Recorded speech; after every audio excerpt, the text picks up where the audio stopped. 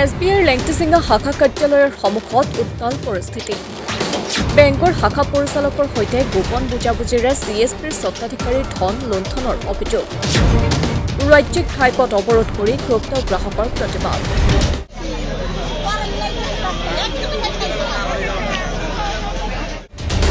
বঙাইগাঁও জিলাৰ লেংটিচিঙাত SBIৰ শাখা কাৰ্যালয়ৰ সন্মুখত উত্তপ্ত পৰিস্থিতি। একাংশ ক্ষোভিত গ্ৰাহকে অৱৰোধ কৰিলে ২ নং ৰাজ্যিক ঘাইপথ। লেংটিচিঙা বজাৰস্থিত ভাৰতীয় ষ্টেট বেংকৰ CSPৰ স্বত্বাধিকাৰী আবু হানিফে গ্ৰাহকৰ পৰা প্ৰায় ২.৫ কোটি জমা ধন লৈ পলায়ন কৰাত ব্যাপক হাহাকাৰৰ সৃষ্টি হৈছে CSPটোৰ গ্ৰাহকৰ মাজত। ইতিমধ্যে বিষয়টো সন্দৰ্ভত বিভিন্ন সংবাদ মাধ্যমত ধাৰাবাহিকভাৱে বাতৰি সম্প্ৰচাৰ হোৱাত ব্যাপক প্ৰতিক্ৰিয়াৰ সৃষ্টি হৈছিল। CSPটোৰ স্বত্বাধিকাৰী আবু হানিফে লেংটিচিঙা SBI শাখাৰ পৰিচালকৰ লগত গোপন বুজাবুজিৰে গ্ৰাহকৰ জমাকৃত ধন লৈ পলায়ন কৰাৰ সন্দেহ প্ৰকাশ কৰিছে ভুক্তভোগী গ্ৰাহকসকলে। দুটো বাচ্চা নিয়ে আমি কামলা বেছে পয়সা থুই কষ্ট করে খাই, আজকে আমার এই সব কিছু টাকা হানিফ তুলে না পলাইছে, আমার 1 টাকাও নাই। CSP ছিল হানিফের CSP।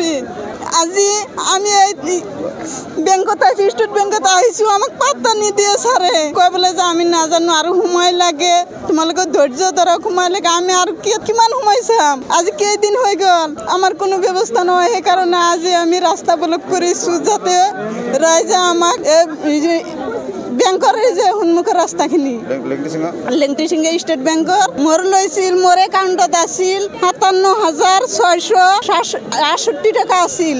আৰু এই মাহতে মোৰ অৰুণোদয় পইচা সোমাইছে, সেই পইচাখিনি সৰ্বমুঠ মোৰ পইচা হ'ল ৬৯,০০০। থানাতো দিছিলোঁ, তাতে মোৰ খালি এই একাউণ্টটো ফটো ষ্টেট কপি লৈছে, মোৰ কোনো লিখিত কোনো একো লোৱা নাই। এতিয়া আমি কি কৰিম? আপোনালোকে কি কৰিব? এতিয়া কৰি দিয়ক, এটা ব্যৱস্থা কৰি দিয়ক।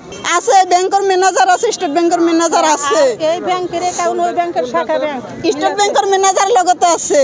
মই লেংটিচিঙাৰ পৰা কৈছোঁ, মানে লেংটিচিঙা ষ্টেট বেংকটা মই ৰাস্তাটো অৱৰোধ কৰিছোঁ।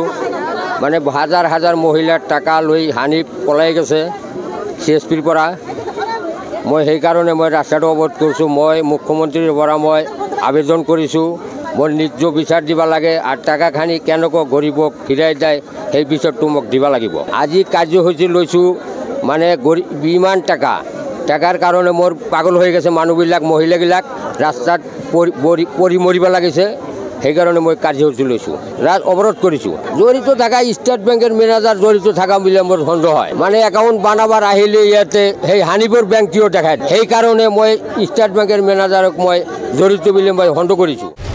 আজি শ শ ক্ষুব্ধ গ্ৰাহকে প্ৰায় 1 ঘণ্টা ধৰি 2 নং ৰাজ্যিক ঘাইপথ অৱৰোধ কৰি উত্তপ্ত পৰিস্থিতিৰ সৃষ্টি কৰি তোলে।